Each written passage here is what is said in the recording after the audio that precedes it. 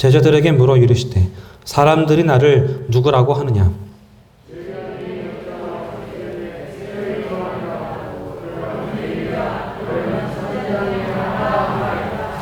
또 물으시되 너희는 나를 누구라 하느냐? 베드로가 대답하여 이르되 주는 그리스도시니이다 하매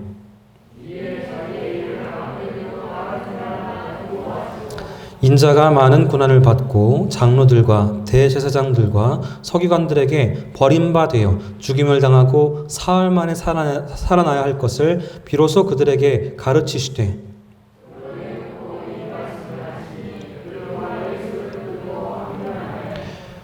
예수께서 돌이키사 제자들을 보시며 베드로를 꾸짖어 이르시되 사탄아 내 뒤로 물러가라. 내가 하나님의 일을 생각하지 아니하고 도리어 사람의 일을 생각하는도다 하시고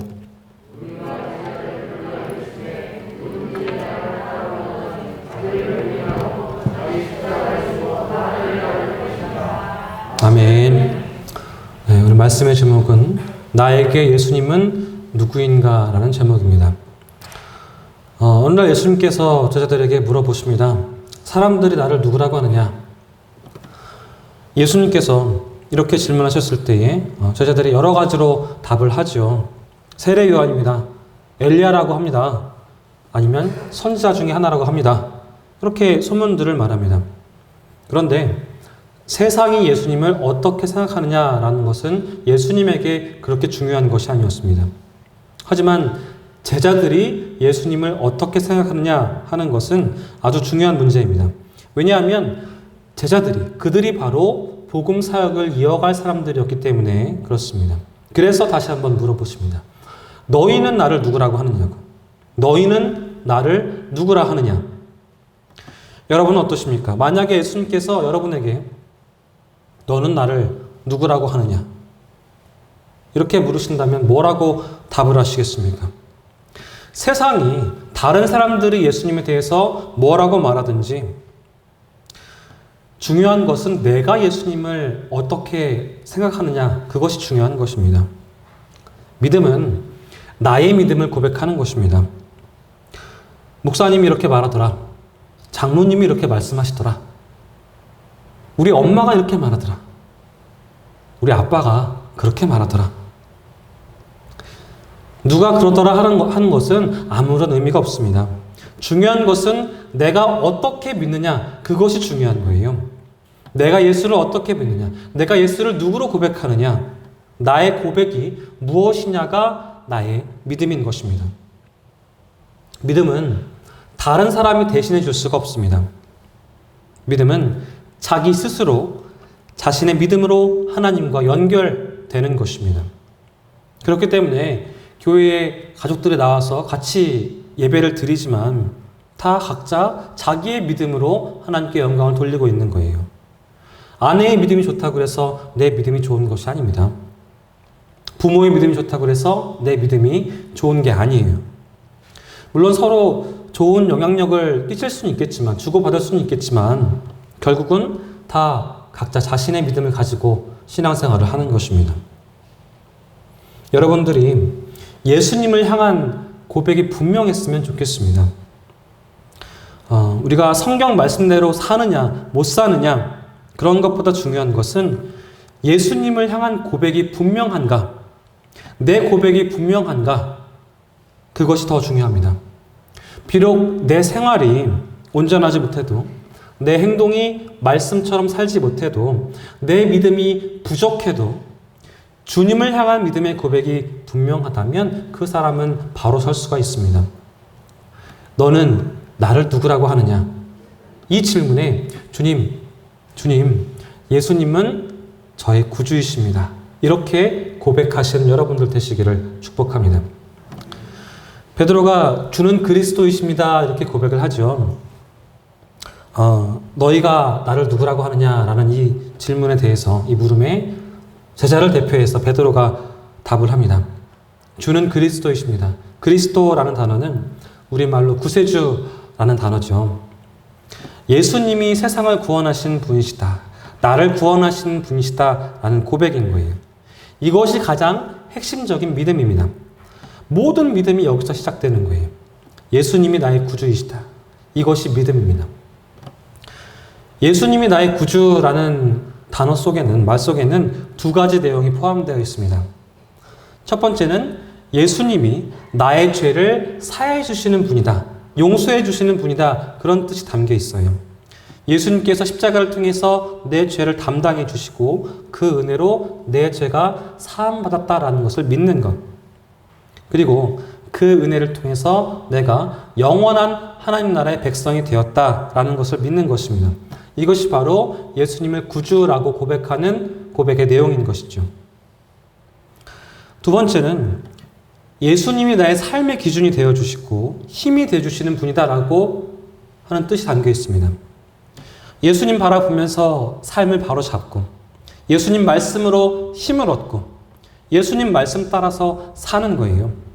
이것이 바로 예수님을 구주라고 고백하는 고백의 내용입니다. 예수님 때문에 욕심 버리고 예수님 때문에 바로 서고 예수님 때문에 힘을 얻습니다. 그런데 이 구속의 은혜는 겉으로 드러나 보이진 않습니다. 영원히 받는 은혜이기 때문에 그렇습니다. 예수님이 내 죄를 사해 주신다라고 했을 때 막 무슨 하늘에서 막 빛이 내려오고 막 그런 게 보이는 건 아니잖아요.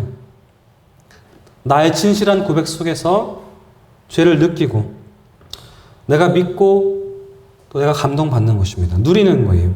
내 영혼의 더러운 죄를 주님께서 용서해 주셨다. 십자가에서 달리신 그 피로 씻어주셨다. 그것을 내가 느끼는 거예요. 보이진 않습니다. 죄인임을 고백하는 내 기도와 내 영혼에 주시는 평안함, 그 확신을 통해서 느끼고 누리는 거예요. 보이진 않습니다. 여러분에게 이러한 믿음과 은혜의 경험이 있다면 그것은 예수님이 여러분들의 구세주이시라는 것, 구주이시라는 것을 증명하는 증거가 됩니다. 예수님을 삶의 기준으로 삼아서 사는 것은 겉으로 보입니다. 왜냐하면 삶 속에서 받는 은혜이기 때문에 그래요. 세상의 화려함이나 어떤 달콤한 유혹 속에 빠져서 옆길로 갔다가도 성령님의 음성을 듣고 다시 돌아오는 것, 믿음을 회복하는 그런 모습이 겉으로 드러나 보이는 것이죠.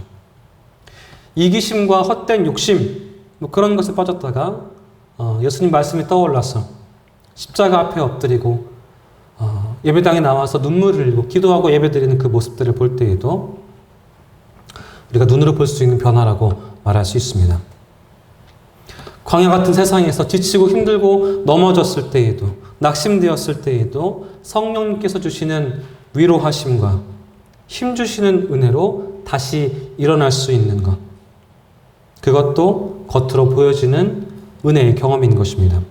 만약에 여러분들에게 그러한 은혜의 경험이 있다면 그것은 바로 예수님이 나의 구주이신 증거가 됩니다. 이렇게 예수님이 그리스도이심을 고백하는 믿음이 그리스도인의 믿음인 거예요.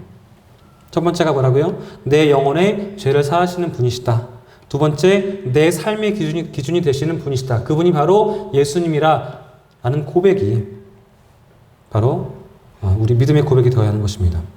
이 믿음 안에서 여러분의 영혼이 예수님의 십자가의 은혜를 받고 또 맑고 깨끗한 영혼으로 회복되어지고 생활 속에서 예수님의 사랑과 삶을 본받고 닮아서 사는 성령 충만한 질금교회 성도님 되시길 바랍니다.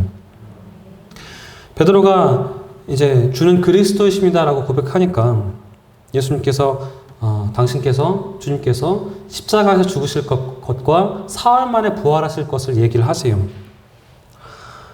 예수님이 세상에 오신 뜻과 세상에서 하셔야 할 일이 무엇인지 말씀을 하신 거잖아요. 인간을 구원하시고자 하는 하나님의 계획을 말씀해 주신 것입니다.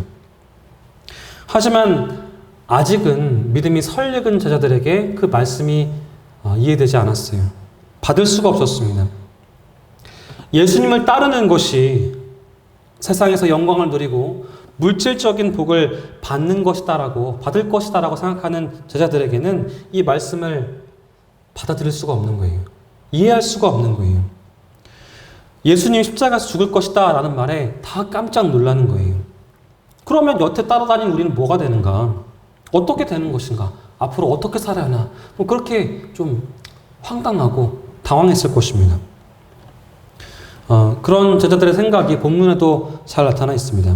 32절 말씀에 예수를 붙들고 항변함에 그랬어요. 항변한 게 뭐예요? 막 대드는 것처럼 따지는 거예요. 예수님 붙들고 따지는 거예요. 왜 그랬습니까? 왜 안 그러겠어요? 다 그러겠죠. 내가 모든 걸 다 버려두고 예수님 따라왔는데 뭔가 얻을 게 있을 줄 알았는데 이제 와서 예수님 죽으시면 그냥 끝이잖아요. 망하는 거잖아요. 인간적으로 당연히 그럴 수 있습니다. 그래서 베드로가 항변한 거예요. 물론 그런 비참한 죽음이 예수님에게 일어나서 안 된다, 뭐 그런 사랑하는 마음도 있었을 것입니다. 하지만 주님께서 단호하셨습니다. 베드로의 그런 마음을 아시는지 모르시는지 잘 모르겠지만 안색을 바꾸시면서 엄하게 꾸짖으십니다. 사탄아, 내 뒤로 물러가라. 내가 하나님의 일을 생각하지 아니하고 도리어 사람의 일을 생각하는도다. 예수님께서 이렇게 엄하게 꾸짖으신 것은 단순히 뭐 일이 잘못되어서 그런 것도 아니고 사람들의 계획에 의한 것도 아니고 오히려 그 일이, 십자가의 일이 하나님의 계획이었기 때문에 그렇게 말씀하시는 거예요. 그래서 예수님은 금방 신앙 고백을 했던 베드로의 인간적인 사랑마저도 내려놓으시고 냉정하게 물리치시고 책망하시는 거예요. 신앙에 있어서 때때로 우리가 이렇게 인간적인 생각들을 내려놓아야 할 필요가 있습니다. 하나님께 순종하기 위해서 사람의 뜻을 저버려야 하는 경우도 있습니다. 말씀에 순종하기 위해서 인간적인 관계를 내려놓아야 할 때도 있어요. 그래서 신앙생활이 때로는 자기 십자가를 져야 할 때가 있는 것이고 믿음으로 좁은 길을 가야 할 때가 있는 것입니다. 우리가 그렇습니다. 우리가 기도할 때에도 또 삶을 살아갈 때에도 나 예수님 믿는데 왜 내 맘대로 안 되느냐? 왜 내 뜻대로 안 되느냐? 왜 내 기도대로 안 되느냐? 예수 믿으면 잘 돼야지, 부자 돼야지, 건강해져야지, 병이 나아야지. 근데 왜 믿음의 사람들이 가난하고 병들고 왜 그러느냐? 왜 내 맘대로 안 되느냐? 누구 뜻이에요? 자기 뜻입니다. 자기 뜻. 하나님 뜻은 어떤지 관심이 없고 내 뜻만 펼치고 싶은 거예요. 내 마음대로 되게 해 주시옵소서. 내 뜻대로 되게 해 주시옵소서 라고 기도를 많이 합니다.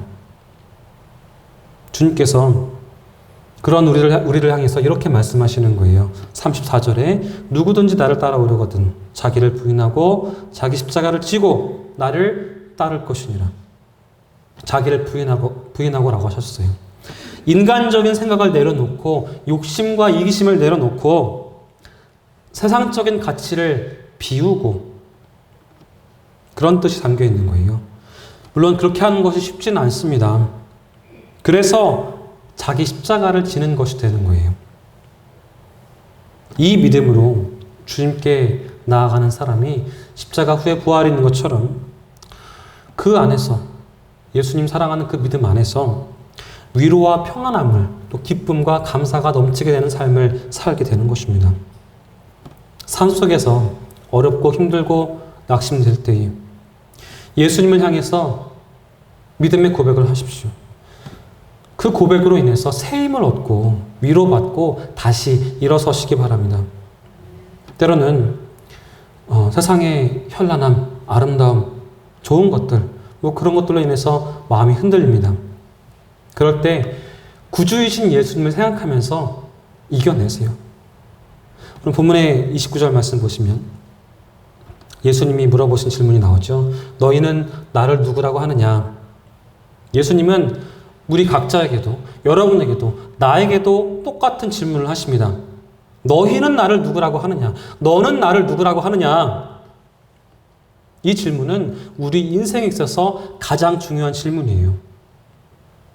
이 질문에 바르게 답하면 천국으로 갈 것이고 이 질문에 답하지 못하거나 틀리면 지옥으로 가겠죠.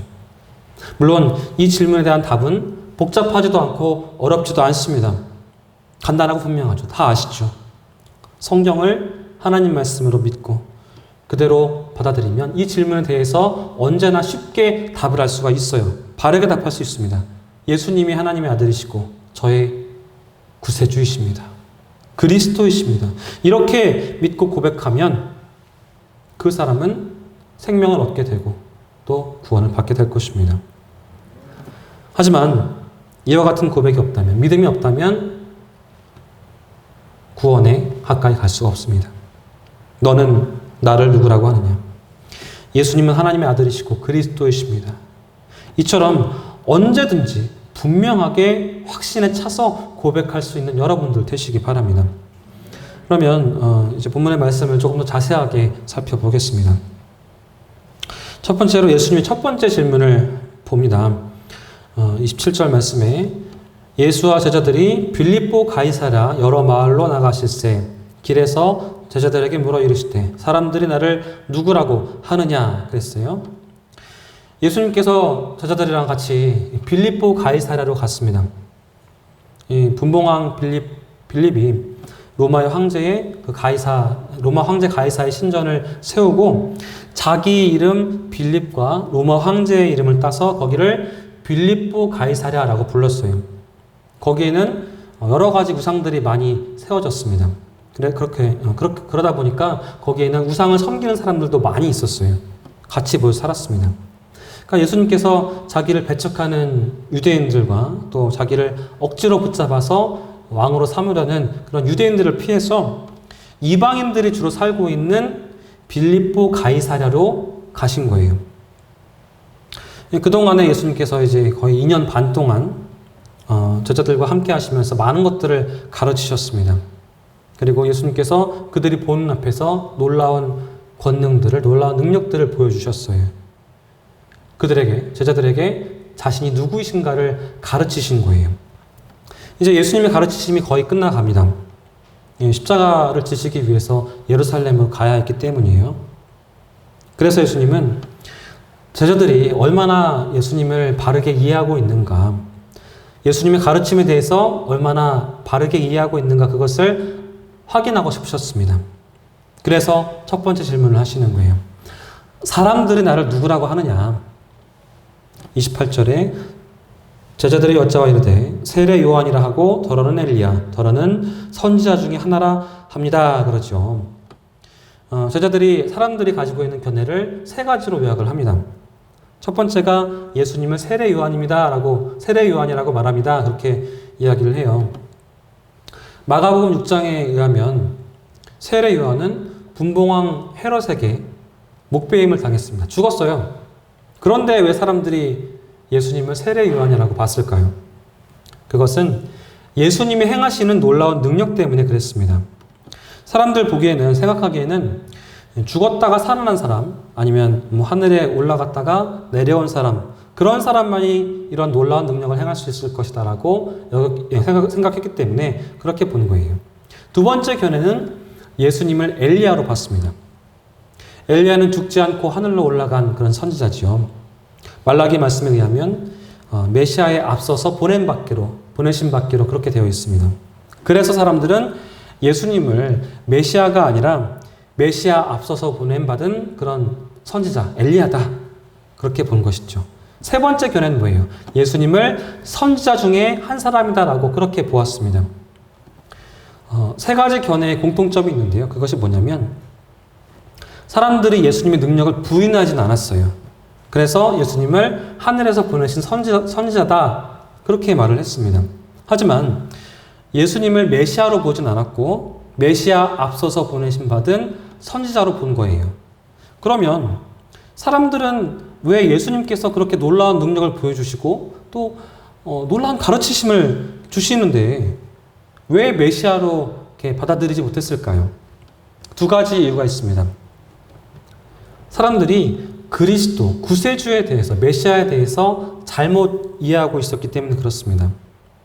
메시아가 오면 이스라엘 땅에서 모든 적들을 몰아내 주시고 자기들의 어떤 왕국을 세워주실 것이다. 회복시켜 주실 것이다. 이스라엘의 왕이 되어주시고 또 영원토록 강성한 이스라엘을 세우실 것이다. 그렇게 생각을 했어요. 그런데 예수님께서 어떻게 하셨어요? 로마하고 맞서 싸우지도 않으셨고요. 로마에 의해서 세움받은 분봉 왕들과도 맞서지를 않으셨습니다.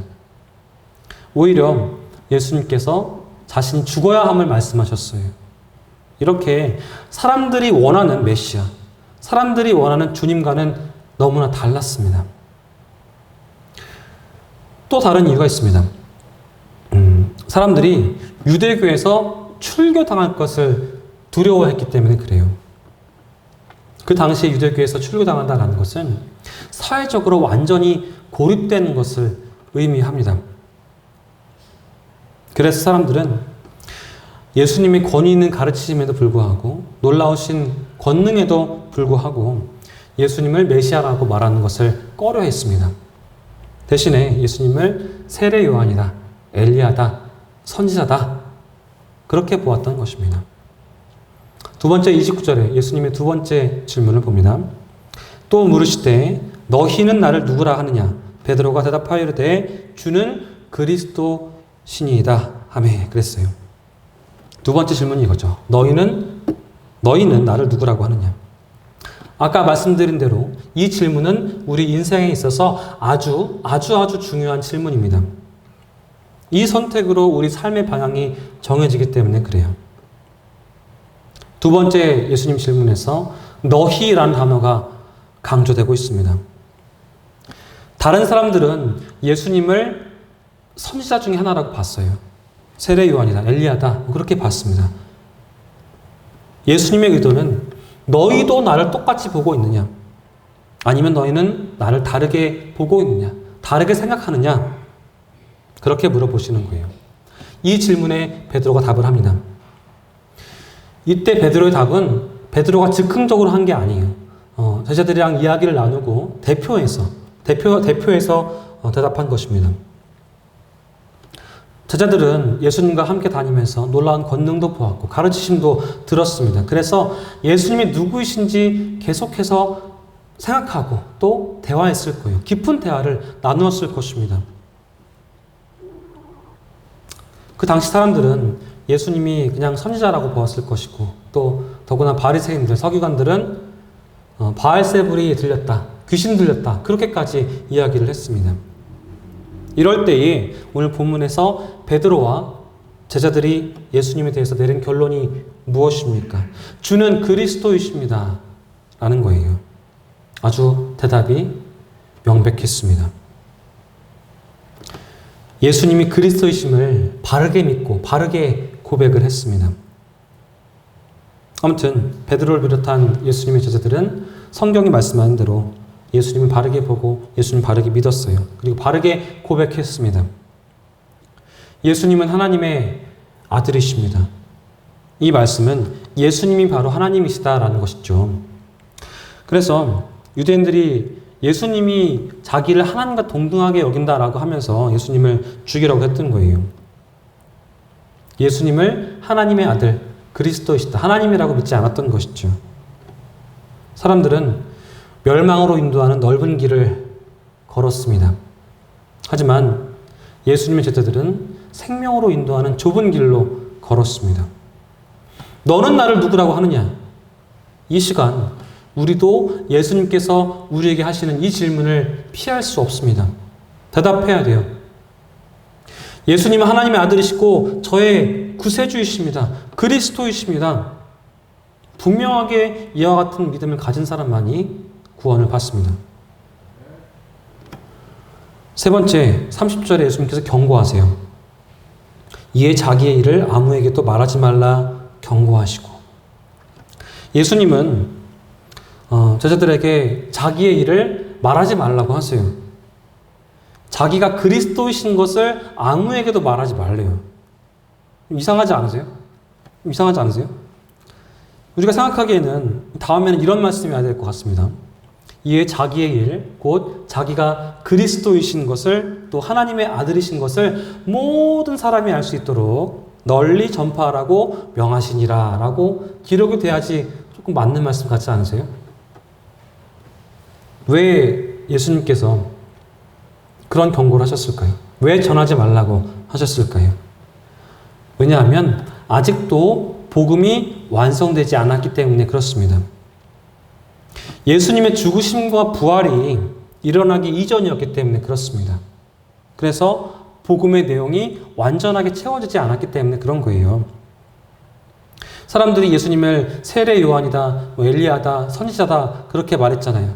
그럼에도 불구하고 그들은 예수님을 자기들의 왕으로 삼으려고 했습니다. 예수님이 자기들의 배고픔을 해결해주고 로마의 압제에서 벗어나게 해주실 것이다 라고 믿었기 때문에, 그것을 바랬기 때문에 그랬던 거예요. 그래서 지금 제자들이 나아가서 예수님이 그리스도이십니다, 메시아이십니다, 하나님의 아들이십니다, 그렇게 전파하면 어떻게 되겠어요? 다 몰려와서 예수님을 왕으로 삼으려고 했겠죠. 반드시 기필코. 하지만 그것은 예수님께서 이 땅에 오신 목적이 아니었습니다. 우리를 구원하시기 위해서 오셨어요. 십자가에 달려서 죽기 위해서 오셨습니다. 그 사실을 31절 말씀 보면 분명해집니다. 예수님은 자신이 죽임당하시고 사흘 만에 살아나야 할 것이다 라고 그렇게 말씀을 하시죠. 그래서 예수님은 죽으심과 부활이 있기 전에는 예수님이 하나님의 아들이시고 그리스도이신 것을 전파하지 말아라 라고 말씀하신 거예요. 그런데 예수님의 죽으심과 부활이 있고 난 다음에는 이 명령이 달라집니다. 그때는 복음의 내용이 완성되었기 때문에 이렇게 말씀하세요. 마가복음 16장에 너희는 온 천하에 다니면서 만민에게, 온 백성들에게 전파하라고, 복음을 전파하라고 그렇게 명령하십니다. 복음이 뭘까요? 복음이 뭐예요? 예수 믿으면 병 낫고, 예수 믿으면 복 받아서 부자 되고, 병 고쳐지고, 문제도 해결되고, 예수 믿으면 가정이 평안해지고, 형통해지고, 만사가 좋아지는 게 복음인가요? 아닙니다. 예수 믿는 사람들 왜 아파요? 왜 가난해요? 심지어 목사님도 암 걸리고, 목사님 아들, 딸들도 사고 나서 다치고 돌아가시고. 그래요? 왜? 왜 그래요? 그것이 복음이 아니기 때문에. 복음은 뭐 부자 되고 복 받고 건강해지고 이런 것은 복음에 있어서 이만큼도 안 됩니다. 복음의 핵심은 예수님의 부활과 죽으심과 부활이 핵심이에요. 예수님이 하나님의 아들이시고 그리스도이십니다. 예수님이 우리를 위해서 죽으시고 우리를 위해서 다시 부활하셨습니다. 그래서 우리가 예수님 믿어야 생명을 얻습니다. 이것을 믿는 것, 이것이 바로 복음의 핵심인 것입니다. 이것을 바르게 전파해야 돼요. 야, 예수 믿으면 복 받는데, 예수 믿으면 부자 된대, 이게 아니라고요. 마지막으로 한 가지만 더 말씀드리겠습니다. 누구든지 구원을 받기 위해서는 예수님이 하나님의 아들이시고 그리스도이심을 믿어야만 합니다. 예수님은 하나님의 아들이시고 그리스도이심을 여러분 믿으십니까? 그렇다면, 그렇게 믿으신다면 그것은 전적으로 하나님의 은혜입니다. 왜? 하나님이 우리를 택하셨기 때문에 그렇습니다. 예수님이 십자가로 우리를 구원하셨기 때문에 그렇습니다. 성령님이 우리 안에서 역사하시기 때문에 그렇습니다. 그렇기 때문에 하나님의 은혜에 깊이 감사하시기 바랍니다. 날마다 하나님 기쁘시게 해드리고 하나님께 온전한 영광을 돌리시기 바랍니다. 예수님의 증인 되시고 예수님이 하나님의 아들이시고 그리스도이심을 세상에 널리 전파하시기 바랍니다. 성령님의 인도하심에 순종하시고 또 성령님께서 주시는 열매를 맺어가시는 칠금교회 성도님 되시기를 주님의 이름으로 부탁드리겠습니다. 기도하겠습니다.